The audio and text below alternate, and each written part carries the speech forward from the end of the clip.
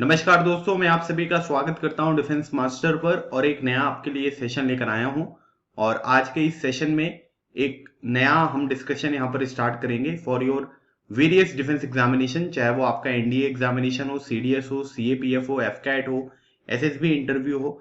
अगर आप किसी दूसरे एग्जामिनेशन की तैयारी कर रहे हैं, पीसीएस वगैरह की या रेलवे एसएससी एग्जामिनेशन की, तो उन सब एग्जामिनेशन में भी ये जो पर्टिकुलर सेशन है ये आपके लिए बहुत ही इंपॉर्टेंट रोल प्ले करने वाला है। क्योंकि आज से मैंने यहाँ पर जो डिस्कशन स्टार्ट किया है इसमें मैं आपको करंट अफेयर्स पढ़ाऊंगा। जनवरी 2021 से हम यहाँ पर स्टार्ट कर रहे हैं और ये जनवरी का पार्ट नंबर 1 है जो आज हम यहाँ पर डिस्कस करेंगे। और ये सारे के सारे डिस्कशन जो मैं यहाँ पर आपको प्रोवाइड करूंगा ये आपके एग्जामिनेशन के लिए बहुत ज्यादा इंपॉर्टेंट होंगे, क्योंकि इसमें मैं न्यूज तो कवर कराऊंगा ही, साथ ही साथ आपको जो बैकग्राउंड इन्फॉर्मेशन होती है वो भी प्रोवाइड करूंगा, जो कि आपके एग्जामिनेशन में डायरेक्टली पूछी जा सकती है। क्योंकि करंट अफेयर्स के ऊपर क्वेश्चन थोड़े कम आते हैं, लेकिन उनकी जो बैकग्राउंड इन्फॉर्मेशन होती है उसके ऊपर एग्जामिनेशन में कई बार आपने क्वेश्चंस बहुत सारे यहाँ पर देखे होंगे। ठीक है, तो आप हमारा डिफेंस मास्टर ऐप भी डाउनलोड कर सकते हैं, इस चैनल को सब्सक्राइब भी कर सकते हैं, ताकि इन फ्यूचर अगर कोई भी वीडियोस वगैरह आपको यहाँ पर मिले तो उसकी नोटिफिकेशन आपको मिल जाए। डिफेंस मास्टर ऐप पर अलग अलग एग्जामिनेशन के लिए NDA, CDS, CAPF, AFCAT, SSB interview, territorial army, सभी के कोर्सेज जो है वो यहाँ पर चल रहे हैं। लाइव क्लासेस वहां पर प्रोवाइड करी जाती हैं ताकि आप अपने एग्जामिनेशन को अच्छी तरीके से यहाँ पर टैकल कर सकें। किसी भी तरीके का कोई डाउट होता है तो डिस्क्रिप्शन बॉक्स में आपको मेरा कॉन्टेक्ट नंबर भी मिल जाएगा, आप उससे भी कॉन्टेक्ट यहाँ पर कर सकते हो। ठीक है, चलिए स्टार्ट करते हैं। सबसे पहले कुछ इंपॉर्टेंट इन्फॉर्मेशन जो कि एग्जामिनेशन के लिए इंपॉर्टेंट है, और उसकी बैकग्राउंड इन्फॉर्मेशन वगैरह यहाँ पर क्या होगी वो भी मैं आपको यहाँ पर बता दूंगा। ठीक है, और इसकी पीडीएफ वगैरह जो है उसके लिए भी मैं आपको अपना टेलीग्राम चैनल का लिंक प्रोवाइड कर दूंगा, वहां पर इसकी पीडीएफ शेयर होगी तो आप उसको भी यहाँ पर प्राप्त कर सकते हैं। लेकिन पीडीएफ के लिए थोड़ा सा टाइम लगेगा, जब मैं पूरा जनवरी का करंट अफेयर आपको प्रोवाइड कर दूंगा उसके बाद ही आपको पीडीएफ मिलेगी। ठीक है, चलिए तो यहाँ पर देखिए पहला जो न्यूज है यहाँ पर ये कह रहा है कि Argentina Congress legalise abortion up to the 14th week of the pregnancy. तो एक बहुत ही हिस्टोरिक डिसीजन यहाँ पर निकलकर सामने आया है, क्योंकि पहले अगर हम बात करेंगे अर्जेंटीना की तो वहां पर एबॉर्शन जो था वो यहाँ पर क्या है कि 14 वीक से पहले तक ही था। 14th वीक तक की जो यहाँ पर लिमिटेशन यहाँ पर अब रख दी गई है। ये एक नया हिस्टोरिक डिसीजन है जो यहाँ पर आपको देखने को मिल रहा है। तो अर्जेंटीना को अगर हम यहाँ पर मैप पर देखेंगे तो अर्जेंटीना जो है वो एक साउथ अमेरिकन कंट्री है। मतलब कि ये कौन से कॉन्टिनेंट में आती है, ये साउथ अमेरिका के कॉन्टिनेंट में लोकेटेड आपको एक कंट्री यहाँ पर देखने को मिलेगी। ठीक है, तो अर्जेंटीना की कैपिटल के बारे में बात करेंगे तो इसकी कैपिटल है ब्यूनस आयर्स। इसके आसपास देख सकते हैं आप उरुग्वे आपको देखने को मिल रहा है, चिली एक कंट्री है, बोलिविया है, पराग्वे है, और उसके बाद ब्राजील। ये सारी की सारी जो कंट्रीज हैं इनके साथ अर्जेंटीना जो है वो यहाँ पर बॉर्डर को टच करता है। ठीक है, उसके बाद यहाँ पर एक साउथ अटलांटिक ओशियन है। अटलांटिक ओशियन का जो सदर्न पार्ट है वो आपको देखने को मिलेगा, जिसमें आपको फॉकलैंड आइलैंड यहाँ पर लोकेटेड देखने को मिल रहा है। ठीक है, तो एग्जामिनेशन में ये भी क्वेश्चन बन सकता है कि फॉकलैंड आइलैंड जो है ये कौन से ओशियन में लोकेटेड है, तो ये साउथ अटलांटिक ओशियन में देखने को मिलेगा। तो अर्जेंटीना ने यहाँ पर लीगलाइज कर दिया है, अगर आप 14th वीक ऑफ प्रेगनेंसी तक यहाँ पर अबॉर्शन करवा सकते हैं। ठीक है, इसमें कोई प्रॉब्लम अब यहाँ पर नहीं आएगी।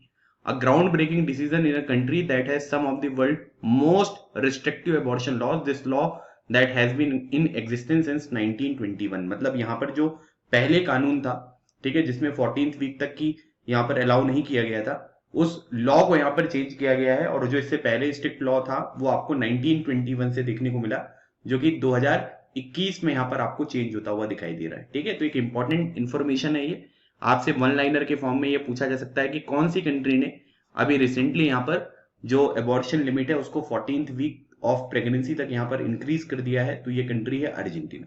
ठीक है, चलिए अगला यहाँ पर न्यूज देखते हैं। अगली न्यूज में देखिए लिखा हुआ है कि maintaining the inflation target at 4% appropriate for India. देखिए आज के टाइम पीरियड पर अगर हम सबसे एक इंपॉर्टेंट ऑर्गेनाइजेशन के बारे में बात करेंगे तो वो है यहाँ पर आरबीआई। तो हमारे यहाँ पर जो है एक मॉनेटरी पॉलिसी होती है। ठीक है, मॉनेटरी पॉलिसी को यहाँ पर गवर्न कौन करता है, ये गवर्न करती है यहाँ पर आरबीआई। ये आपके प्रीवियस ईयर सीडीएस एग्जामिनेशन में ऑलरेडी पूछा जाने वाला एक क्वेश्चन है, मतलब पहले भी इसको पूछा जा चुका है। तो आरबीआई की मॉनेटरी पॉलिसी बेसिकली यहाँ पर क्या करती है कि जो इन्फ्लेशन होता है, मतलब कि जो महंगाई दर होती है, उसको यहाँ पर कंट्रोल करने की कोशिश करती है। इसका जो टारगेट होता है ये आपको 4 ± 2% का देखने को मिलेगा। मतलब यहाँ पर हमको जो इसकी लिमिट है वो 2 से 6% तक यहाँ पर मेंटेन करनी होती है। ठीक है, अगर इससे कम हो जाएगा तो जो प्रोड्यूसर है उनको नुकसान होगा, और इससे ज्यादा अगर बढ़ गया 6% से ज्यादा तो जो कंज्यूमर होते हैं उनको यहाँ पर नुकसान देखने को मिलता है। ठीक है, और यहाँ पर बोला जा रहा है कि इन्फ्लेशन टारगेट अगर हम 4% को मेंटेन करेंगे तो वो भारत के लिए बहुत ज्यादा अप्रोप्रिएट रहेगा। अभी बेसिकली एक वर्किंग पेपर जिसका टाइटल था measuring trend inflation in India, जिसको आरबीआई की फ्लेक्सिबल इन्फ्लेशन टारगेटिंग जो यहाँ पर डिपार्टमेंट है उसने यहाँ पर रिलीज किया है, उसके अकॉर्डिंग इन्होंने कहा है कि 4% अगर हम इन्फ्लेशन का टारगेट यहाँ पर भारत में रखते हैं तो वो बहुत ही अप्रोप्रिएट यहाँ पर रहेगा। इससे ना तो प्रोड्यूसर को बहुत नुकसान होने वाला है, ना तो कंज्यूमर को कोई नुकसान यहाँ पर होगा। अगर हम इन्फ्लेशन के बारे में बात करेंगे तो देखिए इन्फ्लेशन में क्या होता है कि जो भी गुड्स हैं, जो भी सर्विसेज हैं, ठीक है, उनके दाम आपको बढ़ते हुए दिखाई देते हैं और जो भी यहाँ पर मनी होती है उसकी वैल्यू यहाँ पर कम होती हुई दिखाई देगी। फॉर एग्जाम्पल अगर मान लीजिए कि पहले कोई सामान आप 10 रुपए में यहाँ पर खरीद कर लाते थे, लेकिन अब उस सामान को खरीदने में आपको 100 रुपए का टाइम यहाँ पर लग रहा है या 100 रुपए आपको देने पड़ रहे हैं। तो इसका मतलब ये हुआ कि गुड्स के दाम बढ़ गए और पहले जो चीज 10 रुपए में मिलती थी अब वो चीज यहाँ पर 100 रुपए में मिल रही है। इसका मतलब है कि मनी की जो वैल्यू है वो भी आपको यहाँ पर कम होती हुई दिखाई दे रही है। ये जो पर्टिकुलर स्टेज होता है इसको हम यहाँ पर क्या कहते हैं, इसको इन्फ्लेशन के नाम से यहाँ पर जानते हैं। अब इन्फ्लेशन के अलग अलग टाइप्स होते हैं, जैसे आपको 3 टाइप यहाँ पर दिखाए गए हैं। पहला टाइप दिखाया गया है डिमांड पुल, दूसरा दिखाया गया कॉस्ट पुश और तीसरा दिखाया गया बिल्ट इन। तो आपसे इनकी डेफिनेशन भी पेपर में पूछी जा सकती है। डिमांड पुल के बारे में बात करेंगे अगर हम, तो मान लीजिए कि कोई चीज है मार्केट में, ठीक है, जो बहुत सारे लोगों को पसंद आ रही है। तो स्टार्टिंग में मान लीजिए कि उसका दाम था 100 रुपए, लेकिन अब लोगों की डिमांड को फुलफिल करने के लिए उतना प्रोडक्शन हो नहीं रहा है। तो यहां पर क्या हुआ कि डिमांड बढ़ने की वजह से चीजों के दाम बढ़ रहे हैं, है ना। डिमांड क्योंकि मार्केट में बहुत ज्यादा हो गई है, इस वजह से उस चीज का दाम जो है वो यहाँ पर बढ़ रहा है और अब वो यहाँ पर 150 रुपए में आपको देखने को मिल रही है, ठीक है। ये डॉलर लिखा हुआ है लेकिन मैंने आपको अंडरस्टैंडिंग के लिए रुपीज में यहाँ पर मैं आपको समझा रहा हूं, ठीक है। तो ऐसा जो इन्फ्लेशन होता है उसको डिमांड पुल हम यहाँ पर कहते हैं, ठीक है। अब अगर मान लीजिए कि किसी पर्टिकुलर प्रोडक्ट को बनाने में जो यहाँ पर मटेरियल यूज होता है उसका दाम अगर बढ़ गया, है ना, मतलब मान लीजिए कि हीलियम गैस का दाम बढ़ गया या बैलून्स का दाम यहाँ पर बढ़ गया, तो आप यहां पर ये कह सकते हैं क्योंकि रॉ मटेरियल उस प्रोडक्ट को प्रिपेयर करने में जो लग रहा है वो यहां पर बढ़ गया है। इसी वजह से यहां पर क्या हो रहा है कि जो फाइनल प्रोडक्ट आपको मिल रहा है वो महंगा देखने को मिल रहा है। तो इसको क्या बोलते हैं हम, इसे बोलते हैं हम कॉस्ट पुश इन्फ्लेशन। फिर धीरे धीरे यहाँ पर लोग काम कर रहे हैं, ठीक है, क्योंकि लोगों को यहाँ पर इनकम भी मिल रही है, ठीक है, पैसे भी मिल रहे हैं, वो लोग स्पेंड भी कर रहे हैं। तो इसकी वजह से यहाँ पर आप कह सकते हैं कि लोग यहाँ पर उनकी लाइफस्टाइल बदल रही है, उनकी इनकम यहाँ पर बढ़ रही है, इसलिए लोग यहाँ पर स्पेंड कर रहे हैं। तो उससे भी यहाँ पर जो चीजों के दाम हैं वो बढ़ते हुए दिखाई दे सकते हैं, जिसको हम यहाँ पर बिल्ट इन इन्फ्लेशन के नाम से जानते हैं। तो ये 3 तरीके की इन्फ्लेशन है जो मैंने आपको बताई है, जिसके बारे में एग्जामिनेशन में पेपर में क्वेश्चन पूछा जा सकता है। तो याद रखिएगा, एक पेपर आया measuring trend inflation in India, उसके अकॉर्डिंग बोला गया है कि 4% अगर हम यहाँ पर इन्फ्लेशन रेट को टारगेट करेंगे प्यारे भारत में तो वो उसके लिए बहुत ही ज्यादा अप्रोप्रिएट यहाँ पर देखने को मिलेगा, ठीक है। चलिए अगली न्यूज देखते हैं। अगली न्यूज देखिए, यहां पर ये दिया हुआ है कि union minister of earth sciences inaugurated the web based application, ठीक है, जिसको बोलते हैं डिजिटल ओशियन। इसकी वेबसाइट के बारे में यहां पर इंफॉर्मेशन दी गई है। इसको बनाया किसने है, इसको बनाया है Indian national centre for ocean information services, INCOIS of ministry of earth science, ठीक है। तो अब यहां पर एक चीज आपसे ये भी पूछी जा सकती है, ठीक है, जो आपके इंटरव्यू में काम आएगी। रिटन एग्जामिनेशन में तो बहुत ही कम चांसेस है कि आपसे पूछा जाएगा, लेकिन जो आपका इंटरव्यू वगैरह होता है, जब भी हम कभी किसी मिनिस्ट्री के बारे में बात करते हैं, ठीक है, तो आपसे क्वेश्चन ये पूछा जा सकता है कि भाई जो मिनिस्टर ऑफ अर्थ साइंस है उनका नाम बताइए, ठीक है। मिनिस्टर ऑफ जो अर्थ साइंस है उनका नाम यहाँ पर क्या है, ठीक है। तो ये क्वेश्चन आपसे बन सकता है पेपर में, तो आप लोग जो है इसको भी प्रिपेयर करते चलिएगा, ठीक है। आज के टाइम पीरियड पर अगर हम देखेंगे तो डॉक्टर हर्षवर्धन जी जो हैं वो यहाँ पर आपको मिनिस्टर ऑफ अर्थ साइंस यहाँ पर देखने को मिलेंगे, ठीक है। तो उस पर्टिकुलर मिनिस्ट्री के अंतर्गत एक ऑर्गेनाइजेशन है जिसको हम क्या बोलते हैं, जिसको हम बोलते हैं Indian national centre for ocean information services. उसने यहाँ पर एक डिजिटल ओशियन नाम का जो वेब बेस्ड एप्लीकेशन है वो यहाँ पर इनॉग्रेट किया है। डिजिटल ओशियन जो है एक पहला तरीके का यहाँ पर क्या होगा, डिजिटल प्लेटफॉर्म होगा जो ओशियन से रिलेटेड जो भी डेटा होंगे उनको यहाँ पर मैनेज करने का काम यहाँ पर करेगा।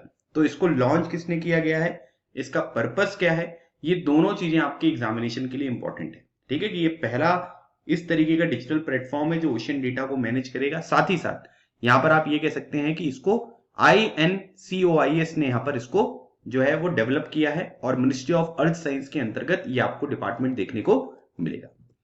कभी कभी हम न्यूज में एक इंपॉर्टेंट इकोनॉमी के बारे में सुनते हैं जिसको बोलते हैं द ब्लू इकोनॉमी। अब ये ब्लू इकोनॉमी में अगर हम देखें तो इसका क्या मीनिंग होता है, देखिए अलग अलग तरीके के शिप हमारे समुद्र वगैरह में जो है वो यहाँ पर यूज कर सकते हैं। ठीक है, जैसे शिप देखोगे आप, बोट देखोगे, तो उसमें यहाँ पर ये बताया जा रहा है कि uses smart shipping to lessen the impact on the environment. ठीक है, लेकिन हमारे इन्वायरमेंट को जो है वो कम से कम नुकसान जो है वो यहाँ पर देखने को मिलना चाहिए, इसलिए स्मार्ट शिपिंग का हमको यहाँ पर प्रयोग करना है। ठीक है, अब उसके बाद यहाँ पर ये कर सकते हैं कि ये जो इकोनॉमी यहाँ पर होगी ये क्या करेगी, ये इंक्लूसिव है, मतलब सबको साथ में लेकर चलेगी और जितने भी लोग हैं उनके सबके जीवन को यहाँ पर इंप्रूव करते हुए दिखाई देगी। ठीक है, उसके बाद बोला जा रहा है कि हार्नेस रिन्यूएबल एनर्जी, है ना, इसका प्रयोग हमको ज्यादा से ज्यादा करना है।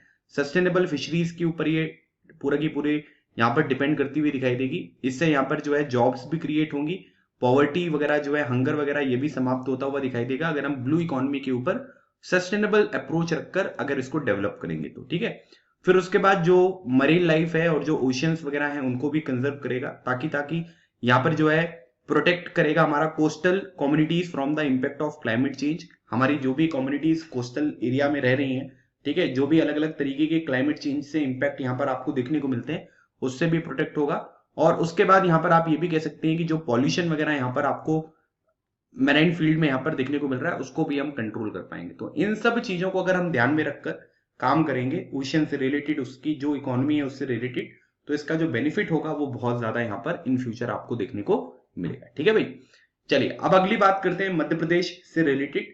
सो मध्य प्रदेश गवर्नमेंट ने यहाँ पर ऑर्गेनाइज किया है राग भोपाली एग्जीबिशन। ठीक है, याद रखिएगा, राग भोपाली एग्जीबिशन मध्य प्रदेश की सरकार ने यहाँ पर ऑर्गेनाइज किया है ताकि इनकी जो जरदोजी क्राफ्ट है भोपाल मध्य प्रदेश का, ठीक है, उसको यहाँ पर प्रमोट किया जा सके। ठीक है, आप इस फोटो में देख सकते हैं इस तरीके की ये कारीगरी होती है जिसको प्रमोट करने के लिए, इसको बोलते क्या है, ये जरदोजी क्राफ्ट है। कहां से है ये भोपाल मध्य प्रदेश से रिलेटेड है।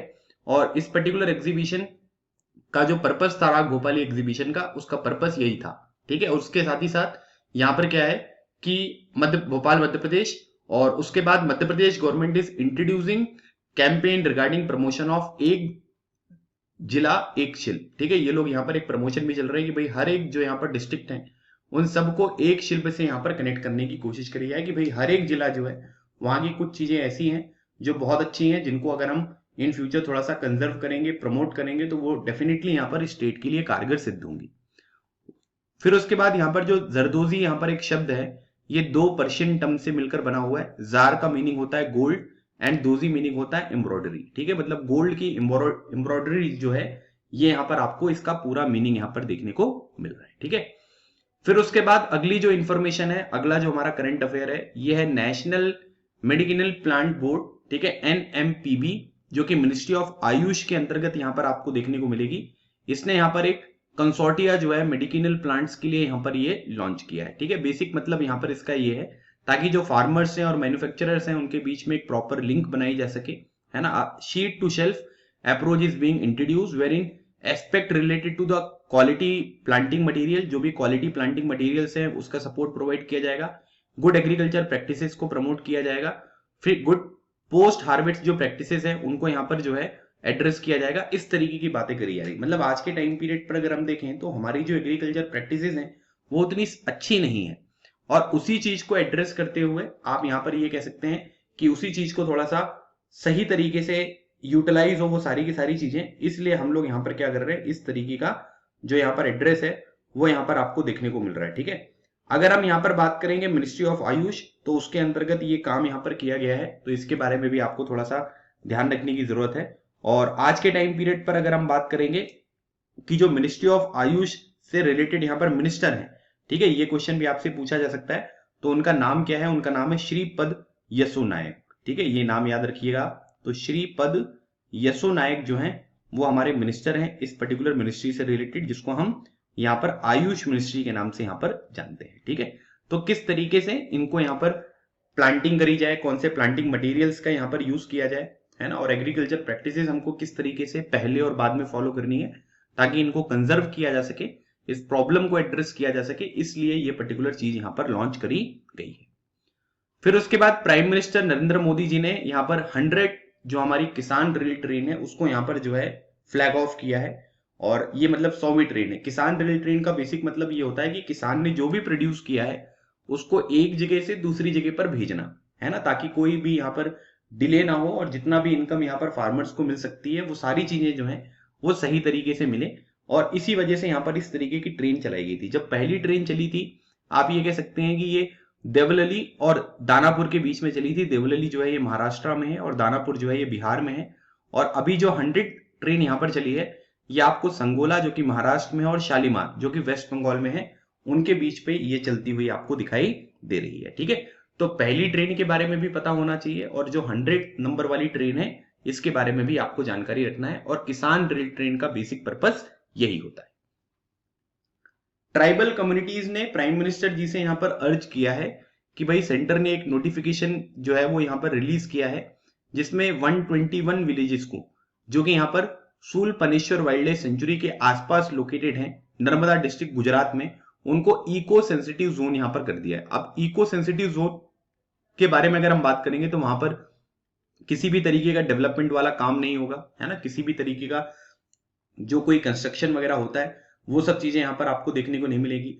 तो सेंटर ने बेसिकली यहाँ पर क्या किया कि उसको इको सेंसिटिव जोन यहाँ पर डिक्लेयर कर लिया ताकि वहां पर किसी तरीके का कंस्ट्रक्शन वाला काम ना हो। और इसी वजह से वहां के जो लोग हैं वो इसके खिलाफ यहाँ पर प्रोटेस्ट कर रहे हैं। उन्होंने उम्मीद करी है कि प्रधानमंत्री जी उनकी बात यहाँ पर सुनेंगे और जो 121 विलेजेस हैं नर्मदा डिस्ट्रिक्ट वाली, तो उनको यहाँ पर क्या किया जाएगा, इको सेंसिटिव जोन यहाँ पर जो डिक्लेयर किया गया है नोटिफिकेशन के तहत, उसको यहाँ पर विड्रॉ किया जाएगा। अगर हम बात करेंगे शूल पानेश्वर वाइल्ड लाइफ सेंचुरी के बारे में, तो ये प्रोटेक्टेड एरिया है गुजरात स्टेट में और ये आपको वेस्टर्न सतपुड़ा रेंज और नर्मदा रिवर के पास आपको देखने को मिलेगा। ठीक है, मतलब western Satpura range south of the Narmada river, वहां पर ये लोकेटेड है।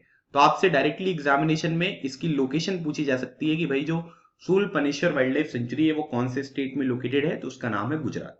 और ये यहाँ पर बाउंड्री भी शेयर करते हैं किसके किसके साथ, ये मध्य प्रदेश के साथ और महाराष्ट्र के साथ भी ये बाउंड्री को शेयर करता हुआ दिखाई देता है। ठीक है, तो ये इंफॉर्मेशन याद रखिएगा, ये ट्राइबल कम्युनिटी से रिलेटेड है।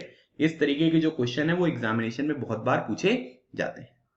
अच्छा, अभी यहाँ पर क्या है कि एक ग्रेव थी, है ना, और वो ग्रेव किसकी थी, वो नौशेरा का शेर, जिनको हम कहते हैं ब्रिगेडियर मोहम्मद उस्मान, जिनकी फोटो आप यहाँ पर देख सकते हैं।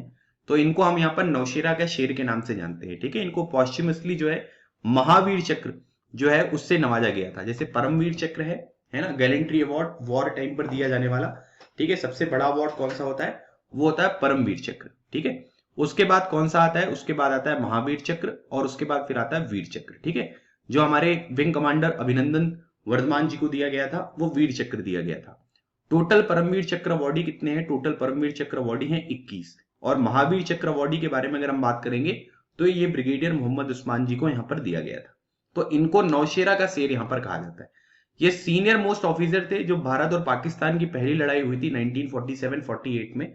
उस टाइम पीरियड पर जो है इन्होंने अपनी शहादत यहाँ पर दी थी। और इनकी जो ग्रेव है उसको यहाँ पर थोड़ा सा डैमेज कर दिया गया है और आर्मी सोर्स ने यहाँ पर ये कहा है कि इसको जल्दी से हम यहाँ पर रिस्टोर कर देंगे। ठीक है, इनको लाइन ऑफ नौशेरा के नाम से भी यहाँ पर जाना जाता है। ठीक है, तो ये याद रखिएगा, है ना। अब ये डैमेज कर दी गई थी, ये एक इंपॉर्टेंट इंफॉर्मेशन नहीं है एग्जामिनेशन पॉइंट ऑफ व्यू से, लेकिन इनकी जो बैकग्राउंड इंफॉर्मेशन मैंने आपको बताई है ये आपके एग्जामिनेशन के लिए इंपॉर्टेंट बन सकती है। यूनियन कैबिनेट ने यहां पर अप्रूव किया है मेमोरेंडम ऑफ अंडरस्टैंडिंग, जिसको एमओयू कहते हैं। किसके किसके बीच में हुआ है, ये भूटान के बीच में और भारत सरकार के बीच में।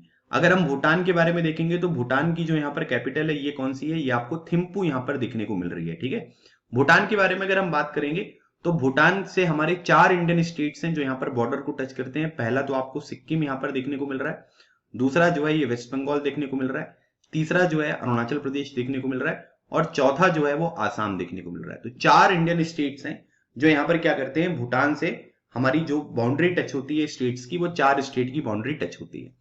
अगर हम बात करेंगे भूटान को, तो भूटान से सशस्त्र सीमा बल, जिसको हम एसएसबी के नाम से यहाँ पर जानते हैं, सीएपीएफ एक फोर्स है ये, तो यहाँ पर ये इनकी बॉर्डर को सिक्योर यहाँ पर करती है। भूटान जो है वो पहली कंट्री है जिसने बांग्लादेश को रिकॉग्नाइज किया था। ठीक है, याद रखिएगा, बहुत ही इंपॉर्टेंट क्वेश्चन है ये।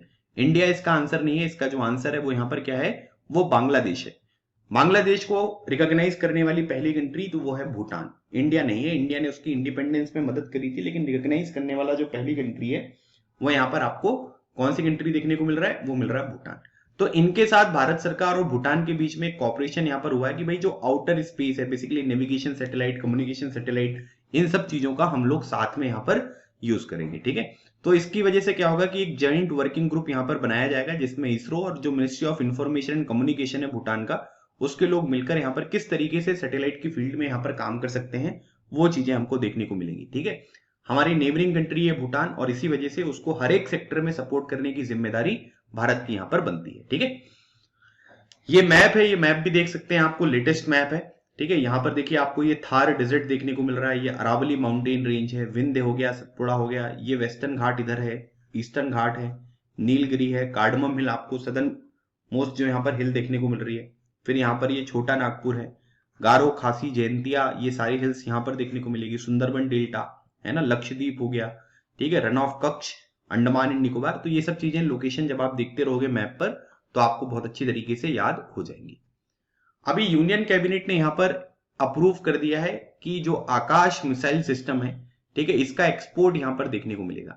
ठीक है, और इन्होंने क्या कर दिया है कि एक कमेटी बना दी है ताकि जो अप्रूवल वगैरह होते हैं डिफेंस एक्सपोर्ट्स का, वो यहाँ पर थोड़ा सा तेजी से हो, मतलब बहुत ज्यादा टाइम इसमें ना लगे, अदरवाइज फिर तो कोई मतलब नहीं रहेगा अगर बहुत ज्यादा टाइम कंज्यूमिंग रहेगा तो यहाँ पर आकाश मिसाइल सिस्टम के एक्सपोर्ट के बारे में बात हो रही। अच्छा, आकाश जो है वो सरफेस टू एयर मिसाइल है, ठीक है, जिसकी रेंज आपको 25 किलोमीटर देखने को मिलेगी। ये मिसाइल इंडियन एयरफोर्स में 2014 में और इंडियन आर्मी में 2015 में ऑलरेडी यहाँ पर इंडक्ट करी जा चुकी है, जिसको डीआरडीओ ने यहाँ पर बनाया है। आप लोग मुझे कमेंट सेक्शन में ये बताइए कि इस टाइम पीरियड पर जो डीआरडीओ की चीफ हैं उनका नाम क्या है ना, इसका आंसर दीजिए। और कौन से ईयर में डीआरडीओ को एस्टेब्लिश किया गया था, इसका आंसर भी आप दीजिए। ये दोनों क्वेश्चन के जो आंसर हैं वो आप डीआरडीओ चीफ और उसका ईयर वो आप मुझे कमेंट सेक्शन में बताइए। ठीक है, तो इससे क्या होगा कि डीआरडीओ से रिलेटेड कुछ इंपॉर्टेंट इंफॉर्मेशन जो है वो आपको यहां पर पता चल जाएगी। ठीक है, union minister of health and family welfare, ठीक है, तो यहां पर जो हमारे हेल्थ मिनिस्टर हैं, ठीक है, उनका नाम क्या है, उनका नाम जो है डॉक्टर हर्षवर्धन है। ठीक है, ये भी आप ध्यान रखिएगा, ये क्वेश्चन भी आपसे पूछा जा सकता है इंटरव्यू वगैरह में। तो हेल्थ मिनिस्टर ऑफ इंडिया के बारे में अगर हम बात करेंगे तो ये कौन है भाई, ये आपको देखने को मिलेंगे हमारे डॉक्टर हर्षवर्धन जी। ठीक है, दूसरी इंपॉर्टेंट चीज यहां पर यह है कि इन्होंने जो है इनॉग्रेट किया है 7th national summit on good replicable practice through a video conference. तो वीडियो कॉन्फ्रेंस के तहत जो है एक यहाँ पर समिट है जिसको यहाँ पर इनॉग्रेट किया गया है, और इसमें हमारे देश के जो प्रधानमंत्री जी हैं उन्होंने यहाँ पर टारगेट ये रखा है कि भाई हमें हमारे देश को टीबी फ्री बनाना है। ठीक है, टीबी फ्री बनाने का जो टारगेट है भारत का वो कब तक है, वो है 2025 तक, कि भारत जो है वो टीबी फ्री यहाँ पर होना चाहिए 2025 तक। देखिए, अगर किसी भी कंट्री को किसी भी बीमारी से फ्री यहाँ पर डिक्लेयर करना है ना, तो उसकी एक प्रोसीजर होती है, 3 साल तक कोई भी केस यहाँ पर नहीं आना चाहिए। और ये चीज कौन डिक्लेयर करता है, ये करता है WHO, जिसका हेडक्वार्टर कहां पर है, जिसका हेडक्वार्टर आपको जिनेवा में देखने को मिलेगा। अगर किसी कंट्री में 3 साल तक कोई भी केस किसी भी बीमारी से रिलेटेड नहीं आया, जिस बीमारी को आप टारगेट कर रहे हो, तो उसको उस पर्टिकुलर बीमारी से फ्री यहाँ पर डिक्लेयर कर दिया जाता है।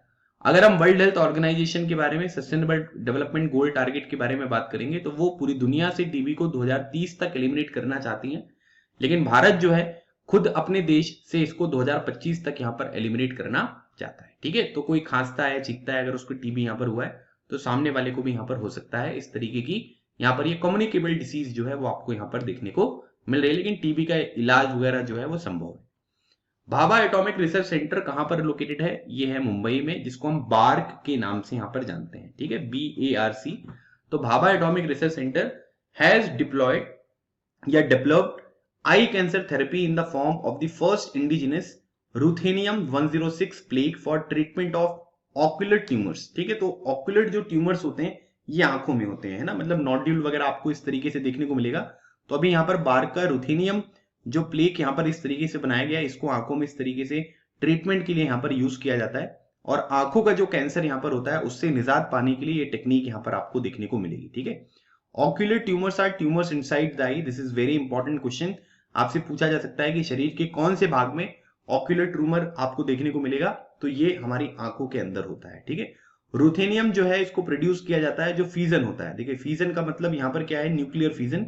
जैसे मान लीजिए कि एक बड़ा सा यहाँ पर कोई न्यूक्लियस है, उसमें न्यूट्रॉन की हमने बम्बार्टमेंट करी, तो इसकी वजह से यहाँ पर क्या हुआ कि 2 छोटे छोटे यहाँ पर न्यूक्लियस बने, और कुछ न्यूट्रॉन भी आपको यहाँ पर रिलीज होते हुए दिखाई देते हैं, जो कंटिन्यू चेन रिएक्शन को आगे बढ़ाने में हमारी मदद करते हैं। तो इसको हम क्या बोलते हैं, इसको हम फीजन के नाम से यहाँ पर जानते हैं। मतलब यूरेनियम 235 का जब फीजन यहाँ पर किया जाता है तब यहाँ पर रुथेनियम आपको मिलता है, और इसकी मदद से हमने जो ऑक्यूलर ट्यूमर्स होते हैं उनको किस तरीके से हम यहाँ पर थेरेपी प्रोवाइड कर सकते हैं, इसका प्रयोग करके हम यहाँ पर बना रहे हैं। ठीक है, तो आपसे पेपर में पूछा जा सकता है कि भाई किसने बनाया है, तो वो बनाया है भाभा एटॉमिक रिसर्च सेंटर, जिसको BARC के नाम से हम यहाँ पर जानते हैं, जो मुंबई में लोकेटेड आपको देखने को मिलेगा।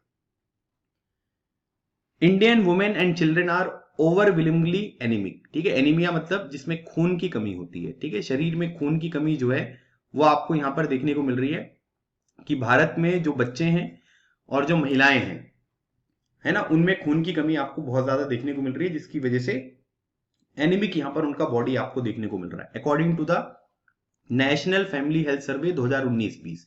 तो NFHS ने यहां पर एक रिपोर्ट रिलीज करी है, जिसके बेसिस पे यहां पर ये बता रहे हैं कि इंडियन वुमेन एंड चिल्ड्रन जो हैं ये आपको एनीमिया से पीड़ित देखने को मिल रहे हैं। और ये जो कंडीशन है ये सबसे ज्यादा प्रीवेलेंट आपको कहां पर देखने को मिलेंगी, जो हिमालयन कोल्ड डेजर्ट है वहां पर आपको सबसे ज्यादा देखने को मिल रही है। जैसे आप देखो लाहौल हो गया, स्पीति हो गया, जो कि डिस्ट्रिक्ट्स हैं जो कि हिमाचल प्रदेश में आपको देखने को मिलेंगे, वहां पर 91% चिल्ड्रन और 82% जो वुमेन है वो आपको एनीमिक देखने को मिल रही है। और इसका रीजन क्या है, क्योंकि वहां पर जो सप्लाई होती है फ्रेश वेजिटेबल्स की, फ्रूट्स की, वो बहुत ज्यादा कम होती है, जिसकी वजह से वहां पर जो वेजिटेबल्स है, फ्रूट्स वगैरह उनको अवेलेबल नहीं हो पाते हैं, जिसकी वजह से ये प्रॉब्लम आपको देखने को मिल रही है। ठीक है, तो ये भी आपको थोड़ा सा ध्यान रखना है, एक इंपॉर्टेंट फैक्ट है जो एग्जामिनेशन के लिए बहुत ज्यादा इंपॉर्टेंट बन सकता है। और CDS वगैरह में, NDA में, CAPF में इस तरीके के क्वेश्चन आपसे पूछे जा सकते हैं। प्राइम मिनिस्टर मोदी जी ने यहां पर अनाउंस किया है winner under the affordable sustainable housing accelerator India, Asha India. ठीक है, मतलब इसको हम क्या बोलते हैं, आशा जो है इसको हम बोलते हैं affordable sustainable housing accelerator, and given out annual award for excellence in the implementation of प्रधानमंत्री आवास योजना अर्बन मिशन। ठीक है, मतलब प्रधानमंत्री आवास योजना जो है वो रूरल इंडिया के लिए भी है और अर्बन इंडिया के लिए भी है ना।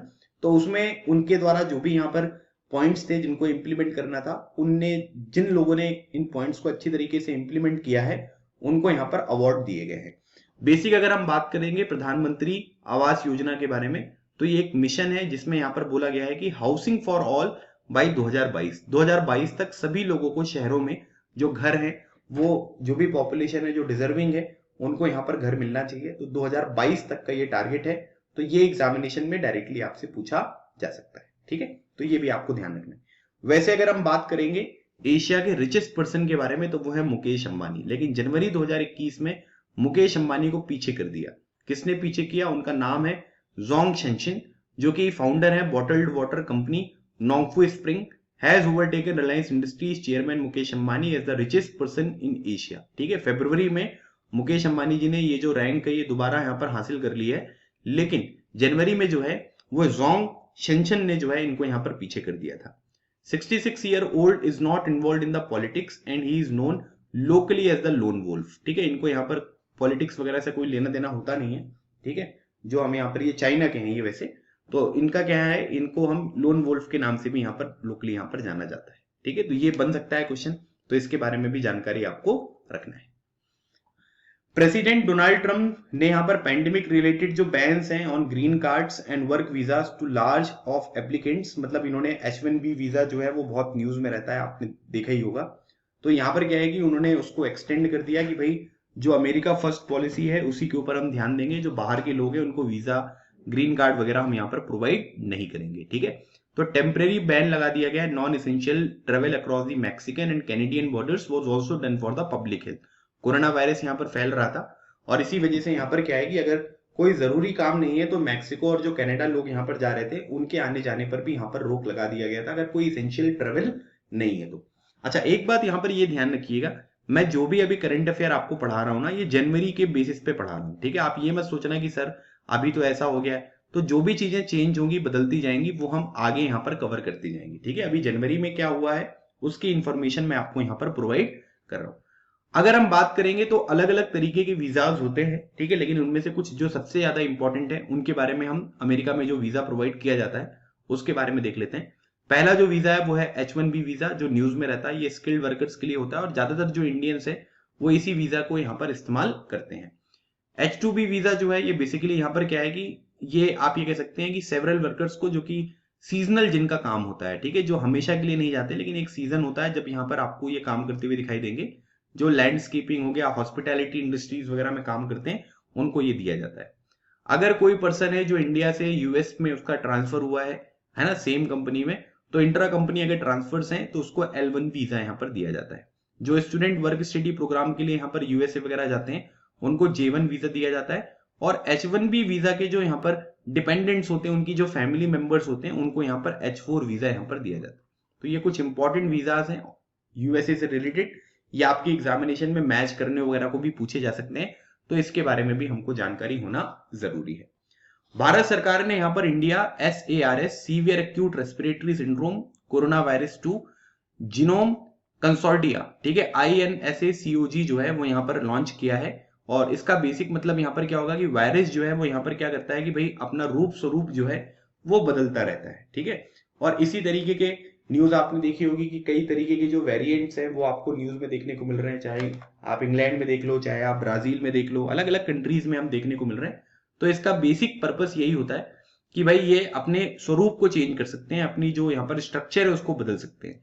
तो इसी को स्टडी करने के लिए, मॉनिटर करने के लिए जीनोमिक वेरिएशन जो है SARS-CoV-2 को, उसको अगर ध्यान में रखा जाए तो भारत सरकार ने ये इंडियन SARS-CoV-2 जीनोमिक कंसोर्टिया जो है उसको यहाँ पर लॉन्च किया है, ठीक है। तो इसका पर्पस क्या है ये आपसे पूछा जा सकता है, ठीक है। अब यहाँ पर बात हुई है जब कोरोना वायरस की, तो हम लोग यहाँ पर ICMR एक इंस्टीट्यूट है उसके बारे में हम देख लेते हैं, जिसको हम क्या बोलते हैं, जिसको हम बोलते हैं Indian council of medical research, ठीक है। तो ये कौन सी मिनिस्ट्री के अंतर्गत आता है? ये मिनिस्ट्री बिल्कुल सेम है ना, इसमें तो कोई डाउट होना नहीं चाहिए आपको, ठीक है। Ministry of health and family welfare. Indian council of medical research एक एपेक्स बॉडी है इंडिया में, मतलब हाईएस्ट बॉडी है ये, for the formulation, coordination and promotion of biomedical research. जो भी बायोमेडिकल यहाँ पर रिसर्च होती है उसको फॉर्मुलेट करना, कोऑर्डिनेट करना, प्रमोट करने के लिए जो यहाँ पर हाईएस्ट अथॉरिटी है वो है ICMR। और ये one of the oldest and the largest medical research bodies है इन द वर्ल्ड, ठीक है। मतलब पूरी दुनिया में सबसे पुरानी जितनी भी ऑर्गेनाइजेशन है और सबसे बड़ी, उनमें से एक ICMR भी आपको देखने को मिलेगा। इसको जो यहाँ पर फाउंडेशन यहाँ पर किया गया था वो किसके द्वारा किया गया था? इसका फाउंडेशन जो है भारत सरकार के द्वारा किया गया था, department of health research, ministry of health and family welfare. 1911 में इसको स्टेब्लिश किया गया था, लेकिन उस टाइम पीरियड पर इसका नाम ICMR नहीं था, उस टाइम पीरियड पर इसका नाम था IRFA, जिसको बोलते हैं Indian research fund association, with the specific objective of sponsoring and coordinating medical research in the country. मतलब यहाँ पर ये बोला जा रहा है कि जो भी मेडिकल रिसर्च हमारे देश में होती है उन सब चीजों को सही तरीके से कोऑर्डिनेट करने के लिए, स्पॉन्सर करने के लिए ये पर्टिकुलर जो मुहिम है वो यहाँ पर आपको चलती हुई दिखाई दी है। After independence, several important changes were made in the organization and the activities of the IRFA। उसमें से जो सबसे बड़ा चेंज था कि 1949 में इसको ICMR के नाम से यहाँ पर जाना है। उसके बाद इसका हेडक्वार्टर जो है वो न्यू दिल्ली में है, और इसके जो सेक्रेटरी और डायरेक्टर जनरल है आज के टाइम पीरियड पर, इनका नाम है डॉक्टर बलराम भार्गव। तो ये थोड़ा सा इंपॉर्टेंट है ICMR से रिलेटेड, तो इसके बारे में आपको पता होना जरूरी है। नॉर्थ ईस्ट का फर्स्ट एवर जो स्पेशलाइज जिंजर प्रोसेसिंग प्लांट है, ठीक है। मतलब जिंजर मतलब क्या होता है भाई? जिंजर मतलब होता है अदरक। तो यहाँ पर क्या है कि जिंजर प्रोसेसिंग जो प्लांट है वो यहाँ पर रिभोई एक डिस्ट्रिक्ट है मेघालय में, ठीक है, वहां पर क्या कर दिया गया है, उसको रिवाइव किया गया है and is likely to become functional in the beginning of 2021। तो यहाँ पर ginger processing plant north east का पहला। अगर हम नॉर्थ ईस्ट के बारे में बात करेंगे तो 7 सिस्टर स्टेट्स हैं, ये वाला आपको अरुणाचल प्रदेश देखने को मिल रहा है, फिर आपको ये नागालैंड देखने को मिल रहा है, ये हो गया आपका मणिपुर, ये हो गया आपका मिजोरम। ये चारों स्टेट जो मैंने आपको अभी बताया ये किसके साथ बॉर्डर टच करते हैं? ये म्यांमार के साथ बॉर्डर टच करते हैं, ठीक है। सबसे पहली बात तो ये ध्यान रख लेना, क्योंकि म्यांमार भी न्यूज में है तो ये पूछा जा सकता है। फिर उसके बाद यहाँ पर आपको त्रिपुरा देखने को मिलेगा, ये आपका मेघालय हो गया, और ये आसाम। ये 7 सिस्टर्स हैं। और एक और यहाँ पर आपको नॉर्थ ईस्ट में जो है स्टेट देखने को मिलेगा, जिसको हम यहाँ पर सिक्किम के नाम से जानते हैं। The north eastern regional agricultural marketing corporation, जिसको NERA MSC के नाम से जानते हैं, जो कि एक पब्लिक सेक्टर अंडरटेकिंग है, मतलब सरकारी कंपनी है, जो कि यहाँ पर किसके अंडर काम करती है? ये ministry of development of north eastern region DONER के तहत यहाँ पर आपको काम करती हुई दिखाई देगी, ठीक है। तो याद रखिएगा, north eastern regional agriculture marketing corporation जो है ये ministry of development of north eastern region के अंतर्गत यहाँ पर काम करती हुई दिखाई देती है। और पहला जो यहाँ पर जिंजर प्रोसेसिंग प्लांट है वो यहाँ पर कहां पर रिवाइव किया गया है? रिभोई, जो यहाँ पर मेघालय में है, वहां पर आपको देखने को मिल रहा है। सेंट्रल गवर्नमेंट ने रिमूव कर दिया है prohibition on the export of all kinds of onion. ठीक है, जो प्याज वगैरह यहाँ पर एक्सपोर्ट होते थे उसमें जो यहाँ पर प्रोहिबिशन थी, है ना, मतलब कि कितना करना है कितना नहीं करना है, स्पेशली नेपाल बांग्लादेश में, तो उसको पूरी तरीके से रिमूव कर दिया है। Directorate general of foreign trade जो है ये आर्म है मिनिस्ट्री ऑफ कॉमर्स, जो यहाँ पर क्या करती है, डील करती है इश्यूज को pertaining to exports and import. Export और इंपोर्ट से रिलेटेड कोई भी अगर यहाँ पर इशू है तो उसको डील करने का जो काम होता है वो किसके पास होता है, वो मिनिस्ट्री ऑफ कॉमर्स जो है उसके अंतर्गत directorate general of foreign trade ये आपको देखने को मिलेगा, ये यहाँ पर इसको डील करेगा। ये आपके सीडीएस एग्जामिनेशन में ऑलरेडी जो है एक बार क्वेश्चन ये पूछा जा चुका है। अगर हम 3 अनियन ग्रोइंग स्टेट्स के बारे में बात करेंगे जहां पे सबसे ज्यादा अनियन जो है वो प्रोड्यूस होता है, तो वो है महाराष्ट्र, मध्य प्रदेश एंड कर्नाटका। और इसमें एक्सपोर्ट डेस्टिनेशन जो है इसमें नेपाल और बांग्लादेश आपको देखने को मिल रहे हैं। मतलब किसी भी तरीके का आपको यहाँ पर कोई प्रोहिबिशन नहीं है, आप आसानी से जो अनियन है उसको यहाँ पर एक्सपोर्ट कर सकते हैं। ठीक है, international financial service centre authority जिसको हम IFSCA के नाम से यहाँ पर जानते हैं, ये अभी यहाँ पर क्या हो चुका है, ये एसोसिएट मेंबर बन गया है international organisation of securities commission, जिसको हम IOSCO के नाम से यहाँ पर जानते हैं। ठीक है, तो international financial services centres authority IFSCA जो है वो एसोसिएट मेंबर यहाँ पर बन चुका है IOSCO का। ये बेसिकली क्या है कि ये वर्ल्ड की लार्जेस्ट सिक्योरिटीज रेगुलेटर है, जिसमें इसके द्वारा 90% से ज्यादा आप यहां पर ये कह सकते हैं वर्ल्ड का जो सिक्योरिटीज मार्केट है उनको रेगुलेट करते हैं, और ग्लोबल स्टैंडर्ड सेटर है फॉर द सिक्योरिटीज सेक्टर। मतलब जो सिक्योरिटीज सेक्टर वगैरह होते हैं उनके लिए आप यहां पर ये कह सकते हैं कि ये ग्लोबल स्टैंडर्ड सेटर है जो आपको देखने को मिल रहे हैं। इसका फाउंडेशन किस पर्टिकुलर ऑर्गेनाइजेशन का, ये बात हो रही है IOSCO जिसको हम international organisation of securities commission के नाम से जानते हैं।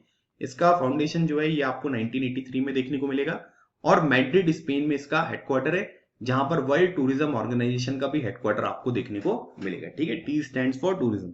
वर्ल्ड ट्रेड ऑर्गेनाइजेशन जो है वो तो आपको जिनेवा में ही देखने को मिलेगा, लेकिन टूरिज्म वाला जो है वो आपको मैड्रिड स्पेन में देखने को मिल रहा है। अब यहाँ पर ये जनवरी में 2 दवाइयों के बारे में बात हो रही थी, है ना। पहली जो दवाई थी वो थी कोविशील्ड। कोविशील्ड किसने बनाया है, ये पुणे बेस्ड जो सेरम इंस्टीट्यूट ऑफ इंडिया है उसने यहाँ पर बनाया है। और कोवैक्सीन किसके द्वारा बनी है, ये बनी है आपको भारत बायोटेक। ठीक है, तो ये दोनों आपको ध्यान रखना है। सेरम इंस्टीट्यूट ऑफ इंडिया जो है ये पुणे में है, और भारत बायोटेक ने कोवैक्सीन यहाँ पर बनाई है। तो पहले कोविशील्ड को अप्रूव किया गया था, बाद में जो कोवैक्सीन है उसको यहाँ पर अप्रूव किया गया है।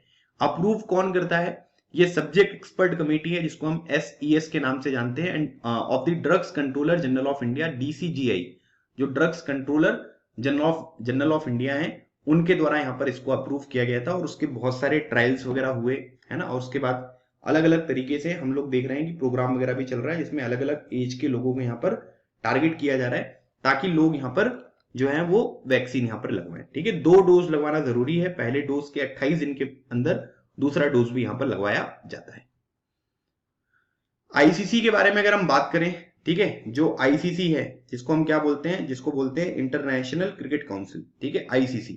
तो अब यहाँ पर क्या है कि ये जो ICC है ये यहाँ पर क्या करता है कि भाई ये अवार्ड देता है ना। और अभी यहाँ पर क्या है कि आप ये कह सकते हैं कि ये अवार्ड जो है वो डिकेट्स वाले अवार्ड दिए गए, मतलब पिछले 10 साल में किसने कितना अच्छा परफॉर्म किया है उसके बारे में बात हो रही है। तो इंटरनेशनल क्रिकेट काउंसिल के बारे में अगर हम बात करेंगे, ठीक है, तो इसका फाउंडेशन यहाँ पर कब हुआ था, इसका फाउंडेशन जो है ये 1909 में हुआ था। ठीक है, आज के टाइम पीरियड पर अगर हम इसके चेयरमैन के बारे में बात करें, ठीक है, तो ये भी नाम आपको पता होना जरूरी है कि ICC के जो अभी के चेयरमैन है इनका नाम है ग्रेग बार्कले। ठीक है, ये हो गए आपके ग्रेग बार्कले, ये हैं इसके अभी के यहाँ के चेयरमैन। और अगर हम यहाँ पर डेप्यूटी चेयरमैन के बारे में बात करेंगे, डेप्यूटी चेयरमैन, तो डेप्यूटी चेयरमैन है इमरान ख्वाजा। ठीक है, ये हो गए आपके इमरान ख्वाजा। और सबसे ज्यादा जो इंपॉर्टेंट क्वेश्चन है वो यहाँ पर आपको देखने को मिलेगा कि इसके CEO कौन है। तो CEO जो है वो एक भारतीय है जिनका नाम क्या है, जिनका नाम है मनु सोहनी। ठीक है, मनु सोहनी। तो अब यहाँ पर क्या हुआ कि यहाँ पर जो डिकेट्स वाले अवार्ड हैं वो यहाँ पर दिए गए, है ना। और इसमें कुछ इंडियंस ने भी जीते हैं और कुछ बाहर के खिलाड़ी हैं उन्होंने भी जीते हैं। तो इनके बारे में हम थोड़ा सा ध्यान रख लेते हैं क्योंकि ये भी एग्जामिनेशन में आपसे क्वेश्चन पूछे जा सकते हैं। अगर हम बात करेंगे sir Garfield Sobers award for ICC male cricketer of the decade, है ना। ICC male cricketer of the जो डिकेड होते हैं उनको कौन सा अवार्ड दिया जाता है, उनको सर गैरीफील्ड सूबर जो कि वेस्ट इंडीज के एक महान क्रिकेटर हैं उनके नाम से ये जो अवार्ड है वो दिया जाता है। तो ये दिया गया विराट कोहली को। फिर उसके बाद अगर हम बात करेंगे award for ICC female cricketer of the decade, और इनको कौन सा अवार्ड दिया जाता है, ये है रचेल हीहो फ्लिंट अवार्ड। तो रचेल हीहो फ्लिंट अवार्ड दिया गया है एलिस पेरी, जो कहां की हैं, जो कि ऑस्ट्रेलिया की आपको देखने को मिलेगी, ठीक है, इनको ये अवार्ड दिया गया है। ICC men's test cricketer of the decade किसको दिया गया है, स्टीव स्मिथ को। ODI cricketer of the decade किसको दिया गया है, विराट कोहली को। ICC women's ODI cricketer of the decade दिया गया एलिस पेरी को। आईसीसी मेंस टी20 क्रिकेटर ऑफ द डिकेड का अवार्ड दिया गया रशीद खान, जो कि अफगानिस्तान के हैं, ठीक है, इनको दिया गया है। आईसीसी वुमेन्स टी20 क्रिकेटर ऑफ द डिकेड ये दिया गया एलिस पेरी को। और ICC men's associate cricketer of the decade Kyle Coetzer को यहां पर अवार्ड दिया गया है। ICC women's associate cricketer of the decade का अवार्ड दिया गया Kathryn Bryce. And ICC spirit of the cricket award of the decade ये है एमएस धोनी, ठीक है। तो 2 इंडियन है, आप देख सकते हैं, है ना। और उसके बाद आपसे जो मेन पूछे जा सकते हैं, है ना, ICC male cricketer of the year, ICC female cricketer of the year, ICC men's test cricketer of the year, one day cricketer of the year, ICC टी20 क्रिकेटर ऑफ द ईयर, है ना। वुमेन में भी आप देख सकते हो कि टी20 और ओडीआई, वो तो एलिस पेरी को ही दिया गया, कोई प्रॉब्लम ही नहीं है। और ICC spirit of the cricket award जो है ये एमएस धोनी को दिया गया, ठीक है। तो ये सारे अवार्ड आपको ध्यान रखने हैं, ये एग्जामिनेशन में आपसे पूछे जा सकते हैं। Bureau of police research and development, जिसको हम BPR&D कहते हैं, इसने एक डेटा जो है रिलीज किया है, डेटा ऑन पुलिस ऑर्गेनाइजेशन। ये लोग यहाँ पर 1986 से यहाँ पर इस तरीके के जो डेटा है वो यहाँ पर रिलीज करते हैं, ठीक है। और इस डेटा में निकलकर ये सामने आया है कि number of people getting police protection across India stood at 19,467 इन 2019। मतलब 2019 में करीब 19,500 लोग यहाँ पर ऐसे थे जिनको यहाँ पर पुलिस प्रोटेक्शन दी गई थी। 2018 में अगर हम बात करेंगे तो ये 21,300 था। मतलब आप ये कह सकते हैं कि एक साल में यहाँ पर रिडक्शन आपको करीब 1,833 का देखने को मिल रहा है, या आप यहाँ पर 8.7% कह सकते हैं। जो भारत में पुलिस प्रोटेक्शन यहाँ पर प्रोवाइड करी जाती है वो आपको यहाँ पर डिक्रीज होती हुई दिखाई दी है, अगर हम 2018 और 2019 के बारे में यहाँ पर बात करते हैं, ठीक है। तो bureau of police research and development BPRD ये डेटा रिलीज करता है, और 1986 से ये इस तरीके की डेटा जो है उनको यहाँ पर रिलीज कर रहा है, ठीक है। अब यहाँ पर गावी वैक्सीन अलायंस के बारे में बात करते हैं। तो डॉक्टर हर्षवर्धन जी जो हैं, हमारे जो हेल्थ मिनिस्टर हैं, union minister of health and family welfare, has been nominated by the global alliance for vaccines and immunisation, ठीक है। तो गावी का फुल फॉर्म क्या है, गावी का फुल फॉर्म है global alliance for vaccines and immunisation. इनको एक मेंबर यहाँ पर गावी बोर्ड के द्वारा जो है वो यहाँ पर नॉमिनेट किया गया है कि ये गावी बोर्ड जो है उसके यहाँ पर एक मेंबर बनेंगे। गावी जो है इसको एक ऑब्जर्वर स्टेटस भी दिया गया वर्ल्ड हेल्थ असेंबली के द्वारा, और इसका फाउंडेशन 2000 में हुआ था, जो कि जिनेवा स्विट्जरलैंड में इसका हेडक्वार्टर देखने को मिल रहा है। इसका बेसिक एम यहाँ पर ये है गावी अलायंस का कि लाइफ्स को सेव करना है, पॉवर्टी को रिड्यूस करना है और प्रोटेक्ट करना है पूरी दुनिया को। जो भी यहाँ पर एपिडेमिक्स वगैरह होती हैं उनकी थ्रेट से लोगों को हम यहाँ पर बचा सके, इसलिए हमको वैक्सीनेशन वगैरह जो है वो सही तरीके से लोगों को यहाँ पर प्रोवाइड करना भी जरूरी है, ठीक है। सेंटर ने यहाँ पर डिसाइड किया है कि जो डिसेबिलिटी कंपनसेशन है, सभी तरीके के जो सर्विंग एम्प्लॉइज हैं, अगर मान लीजिए कि वो यहाँ पर लाइन ऑफ ड्यूटी पर जो है वो डिसेबल होते हैं while performing their services and are retained in service, मतलब आप ये कह सकते हैं कि उन्होंने किसी तरीके से अपना शरीर या किसी भी तरीके की कोई प्रॉब्लम होती है अपनी ड्यूटी को परफॉर्म करते हुए, तो उनको यहाँ पर क्या है कि उनको सर्विस में यहाँ पर रखा जाएगा, रिटेन यहाँ पर किया जाएगा सर्विस में, ठीक है। तो कंपनसेशन जो है एम्प्लॉइज को प्रोवाइड करने की जिम्मेदारी सरकार ने यहाँ पर ली है। Minister of state for personnel public grievances and pensions के द्वारा यहाँ पर ये अनाउंस किया है, और बेसिकली आप ये कह सकते हैं कि ह्यूज रिलीफ होगी young central arm police personal, like जो CRPF BSF वगैरह में काम करते हैं, ठीक है, जैसे BSF हो गया, ITBP हो गया, SSB हो गया, ठीक है, इसमें जो काम करते हैं उन लोगों के लिए ये रिलीफ यहाँ पर रहेगा। अगर हम बात करेंगे तो भारत जो सबसे ज्यादा बॉर्डर शेयर करता है हमारे नेबरिंग कंट्रीज में, पहले नंबर पर है बांग्लादेश, दूसरे नंबर पर है चाइना, तीसरे नंबर पर है पाकिस्तान, चौथे नंबर पर है नेपाल, पांचवें नंबर पर म्यांमार, 6th नंबर पर भूटान और 7th नंबर पर अफगानिस्तान है। ये वाला जो रीजन है ये पाकिस्तान ऑक्यूपाइड कश्मीर में देखने को मिलेगा, which is the part of integral India, ठीक है। दूसरी बात, अगर हम इंडिया पाकिस्तान, इंडिया बांग्लादेश की बॉर्डर के बारे में बात करेंगे तो इसको BSF यहाँ पर सिक्योर करते हैं। Indo China border, Indo Nepal border और इंडो भूटान बॉर्डर को ITBP और यहाँ पर दोनों जगह पे SSB इसको सिक्योर करते हैं। और इंडिया म्यांमार बॉर्डर जो है इसको आसाम राइफल, जो कि ओल्डेस्ट पैरामिलिट्री फोर्स है, ये भी आपको यहाँ पर देखने को मिलेगी। ठीक है, ओल्डेस्ट पैरामिलिट्री फोर्स आपको ये देखने को मिल रही है। अभी बीच में यहाँ पर न्यूज ये भी आई थी कि आईटीबीपी और यहाँ पर क्या करेंगे, असम राइफल्स, ठीक है, इनको हम यहाँ पर क्या कर देंगे, मर्ज कर देंगे, लेकिन ऐसा कुछ हुआ नहीं है ना। तो ये भी आप थोड़ा सा ध्यान रखना। क्लियर। चलिए, आत्मनिर्भर भारत के 5 पिलर्स हैं जो कि एग्जामिनेशन में पूछे जा सकते हैं। तो कौन कौन सी है भाई? पहला जो पिलर है इसमें है इकोनॉमी, है ना, quantum jump not incremental changes. Economy को किस तरीके से हमको यहाँ पर ध्यान देना है, इंफ्रास्ट्रक्चर हमको रिमूव करना है, और हमारी जो भी अलग अलग तरीके की सिस्टम है उसमें टेक्नोलॉजी का प्रयोग करना है, और हमारी जो लोग हैं, डेमोग्राफी है ना, आप उसको यहाँ पर किस तरीके से सही तरीके से यूटिलाइज कर पाते हो या नहीं कर पाते हो, इसके ऊपर हमको ध्यान देना है। और उसके बाद डिमांड और सप्लाई जो है उसके बीच में एक प्रॉपर कोऑर्डिनेशन बनाने की हमको बहुत आवश्यकता है। तो इस तरीके की कुछ चीजें जो है वो यहाँ पर 5 पिलर्स हैं सेल्फ रिलायंट इंडिया के, आत्मनिर्भर भारत के, ये पता होना जरूरी है। ठीक है, उसके बाद यहाँ पर पैकेज भी प्रोवाइड किया गया था, है ना। आपको सभी को पता है कि कोविड-19 के बाद पैकेज की बहुत जरूरत थी, है ना। तो package of ₹20 lakh crore 10% GDP का प्रोवाइड किया गया। Land, labour, liquidity and laws के ऊपर ध्यान दिया जाएगा to cater to labourers, middle class, cottage industry, MSPs and industries among others. इन सब लोगों को अलग तरीके से बेनिफिट यहाँ पर प्रोवाइड किए गए। सप्लाई चेन में रिफॉर्म लाना पड़ेगा, एग्रीकल्चर की भी, है ना। रैशनल एक टैक्स सिस्टम होना चाहिए, सिंपल और क्लियर लॉज होना चाहिए जो सभी को यहाँ पर अच्छी तरीके से समझ में आए, कैपेबल ह्यूमन रिसोर्सेज होनी चाहिए और स्ट्रॉन्ग फाइनेंशियल सिस्टम होनी चाहिए। इन सब चीजों में हमें रिफॉर्म भी यहाँ पर करने की आवश्यकता है।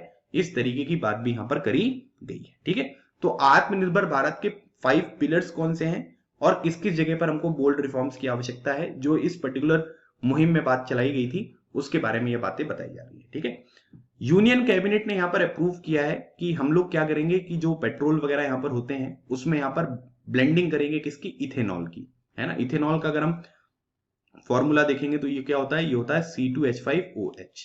ठीक है, इथेनॉल की ब्लेंडिंग करेंगे, और गवर्नमेंट ने यहाँ पर टारगेट जो है वो फिक्स कर दिए हैं कि हमको 10% blending of fuel grade ethanol with petrol by 2022 तक, मतलब आगे के 2022 तक जो भी पेट्रोल मिलेगा उसमें 10% जो ब्लेंडिंग होगी वो इथेनॉल फ्यूल ग्रेड की यहाँ पर देखने को मिलेगी। 2022 तक का टारगेट है। 15% हम ब्लेंडिंग करेंगे 2026 तक, और 20% ब्लेंडिंग जो है ये 2030 तक हमको यहाँ पर करनी है। गवर्नमेंट ने ये भी प्लान किया है कि जो 20% वाला हमारा टारगेट है इसको इन फ्यूचर 2030 से 2025 भी हम यहाँ पर करेंगे। ठीक है, तो ये बात आपको यहाँ पर बताई गई है। अगर हम बात करेंगे हमारे union minister of education Ramesh Pokhriyal Nishank ji की, ठीक है, आप लोग इनकी कॉन्स्टिट्यूएंसी जो है वो मुझे कॉमेंट सेक्शन में बताना। ठीक है, कि इनकी जो कॉन्स्टिट्यूएंसी है, मतलब ये मेंबर ऑफ पार्लियामेंट है, वो कहां से है। ठीक है, ये कमेंट सेक्शन में बताइएगा।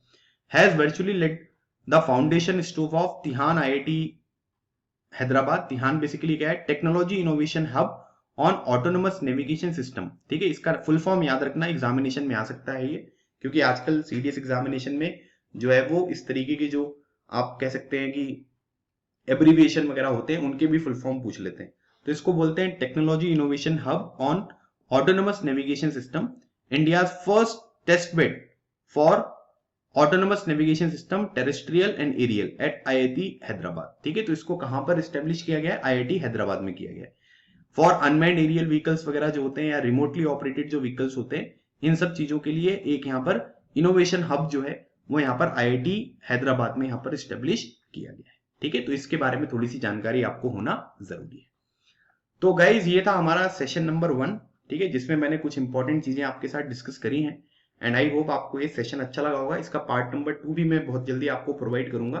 ठीक है, और इसकी पीडीएफ वगैरह के बारे में इंफॉर्मेशन मैंने आपको दे दी है। आप हमारा डिफेंस मास्टर ऐप भी डाउनलोड कर सकते हैं, वहां पर इसी तरीके की और भी ऑसम क्लासेस जो है वो यहाँ पर प्रोवाइड करी जाती हैं, जो कि आपकी एग्जामिनेशन में और एसएसबी इंटरव्यू में आपकी बहुत ज्यादा मदद यहाँ पर करेंगी। ठीक है, तो मिलते हैं हमारे नेक्स्ट सेशन में, तब तक keep smiling and keep preparing, लगे रहो, एग्जाम क्लियर करो। थैंक यू सो मच, जय हिंद।